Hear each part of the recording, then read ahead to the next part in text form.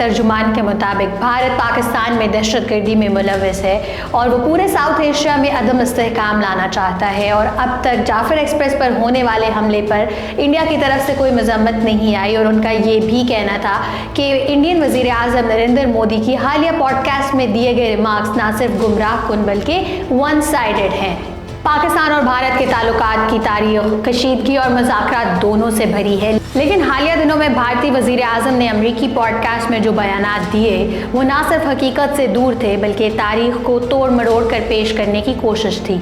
मोदी ने भारत को मासूम और पाकिस्तान को तनाज़े का जिम्मेदार करार दिया, जबकि ज़मीनी हक़ाइक़ कुछ और ही तस्वीर पेश करते हैं।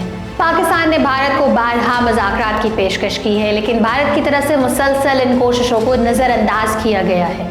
सफारती महाज पर भी भारत की हठधर्मी वाज़ेह है, चाहे वो सार्क को सबोटाज करना हो या क्रिकेट जैसे खेल को सियासी हथियार के तौर पर इस्तेमाल करना। चैंपियंस ट्रॉफी में इंडिया का पाकिस्तान आकर ना खेलना इस बात का सबूत है कि इंडिया ना सिर्फ पाकिस्तान के साथ सफारती बल्कि समाजी सतह पर भी ताल्लुकात बेहतर बनाने में दिलचस्पी नहीं रखता।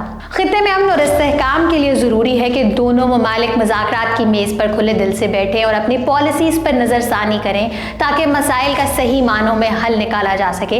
लेकिन सवाल ये है कि क्या भारत वाकई में अमन चाहता है या सिर्फ इल्ज़ामात की सियासत जारी रखना चाहता है।